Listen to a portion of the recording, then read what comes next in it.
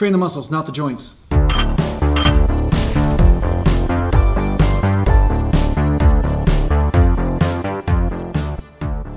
So welcome back to another Natural Gallant bodybuilding vlog. And today I'm going to be training some chest, back, and biceps. And I didn't get a lot of bicep work in because the gym closed, so mostly it's chest and back today. But I'm doing the 2-day split. I'm continually doing that, and once in a while I will train a whole body workout, but mostly, for the most part, I'm sticking to a 2-day split at this point. And so what I'm noticing is that my strength is going up a little bit, so you will notice with my reps.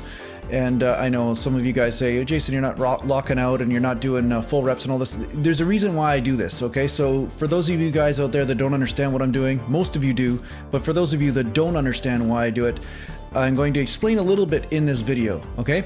So here I am doing some bench press at 225. Just warming up, getting set up, you know, more than anything, just feeling out the shirt. You know, how does a shirt feel? How's that super shirt feel? You know, the purple, I feel good with the purple, you know. But anyway, what I'm going to talk about today is the weak link principle. Okay, so there's a few different ways to look at the weak link principle. And I'm just making this thing up. I'm just coming up with the words weak and link and then saying, okay, it's a principle, whatever you want to call it.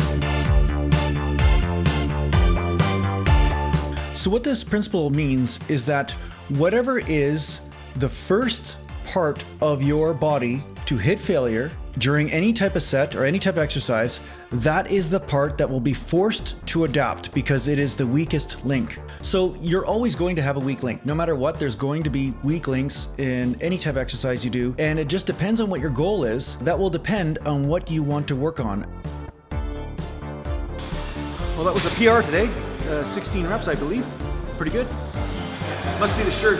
And what weak links are important to you to work on and what weak links are not important for you to work on. Like for instance, if doing the splits is necessary for your sport, then perhaps you want to squat and do, you know, the deepest range of motion possible. Maybe doing the splits like Jean-Claude Van Damme, who knows? So there are many ways to use this principle, and of course the splits analogy, that's a little bit of an exaggeration there, but what I'm trying to say is whatever is the weak link will depend on what your body is forced to adapt to. It's definitely the shirt.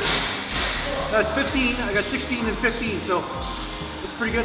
That's the difference between doing training the whole body all the time and then doing a, what do you call it? I'm doing like a 2-day split now, so I'm getting a little bit more rest, so I'm doing a little bit more volume. And then you'll notice that sometimes when you hit a right routine at the right time, you'll actually make some gains all of a sudden. So I made the right decision by going back from the full day workouts 5 days a week now to a 2-day split.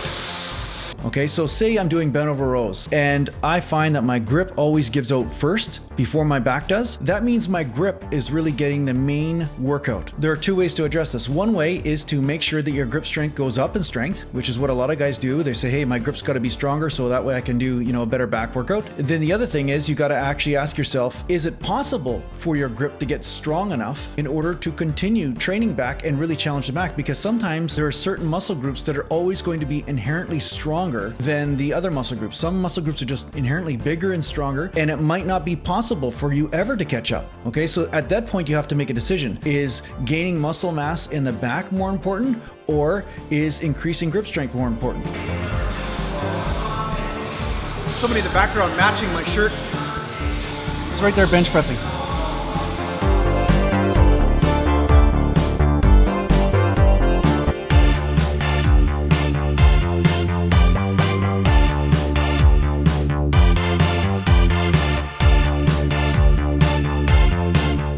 No, I don't touch the chest. That's better. Yeah, that'll motivate me.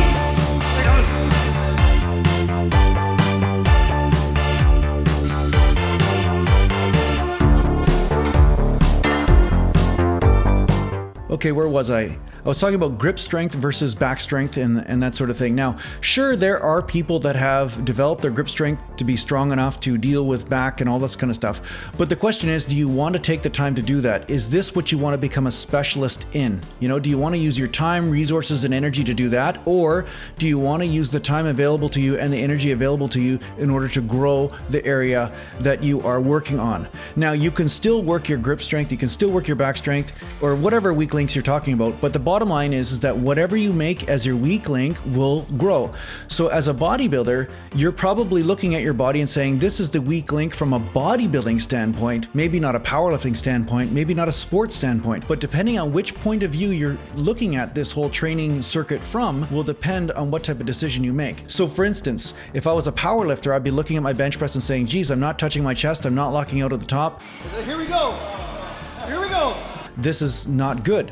But I'm looking at bench press from a bodybuilder standpoint and from an internal feeling standpoint and saying, okay, what is going to give me the most longevity in my bench press career? What is going to give me the most longevity for how I feel? And what's going to keep the tension on the muscles I want to work and keep the tension off the muscles I don't want to work under these other types of ranges of motion? Okay, so that's why I'm making these decisions. I'm deciding from a place of keeping the tension on the muscle and not saying I'm going to move in a certain way. And that's usually how sports work. Sports are saying, I must move a certain way to fit this type of sport. And of course, there is an individual nature in this as well. Like individuals all move differently and they have to cater the exercises to this. But in some cases, some sports say, no, this is the only way to move, like powerlifting. And they say, if you're going to deadlift, it must be from the floor. If you're going to bench press, it must be touching the chest. And if you're going to squat, you must be hitting below parallel. Okay, so that has to do with a sport, but not necessarily what is the most efficient way for you to train,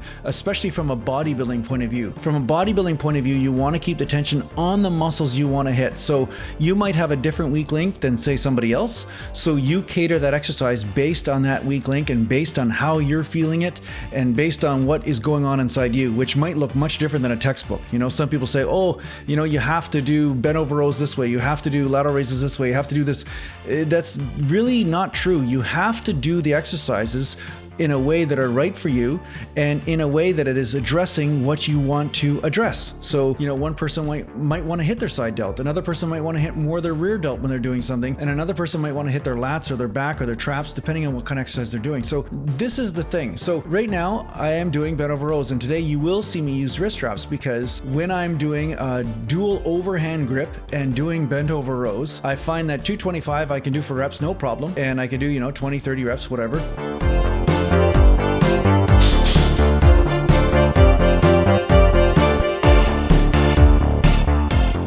Once I go up to 275 or 3 plates, then my grip gives out long before my back does. And my goal is to get a bigger, stronger back and to work that posterior chain and to really get a really good workout overall in the body. And I find when the grip gives out, my body is still saying, hey, I can still go here, I can still push.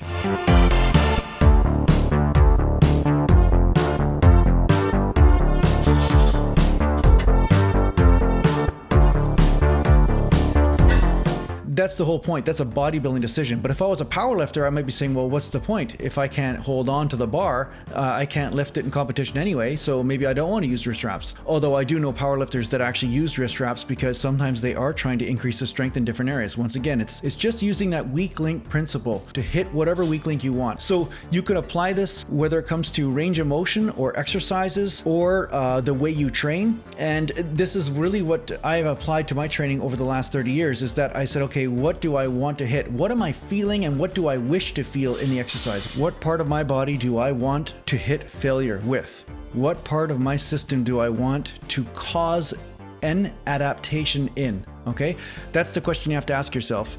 And you definitely don't want that to be the joints. That's for sure.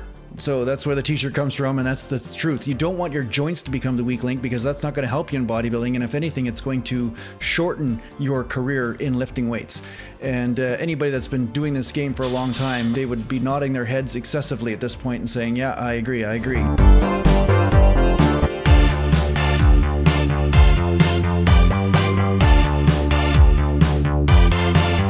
So I hope you got something out of this video, and thanks a lot for watching and sharing my stuff. And if you need to get a hold of me, just go to naturalgallantbodybuilding.com. Take care for now.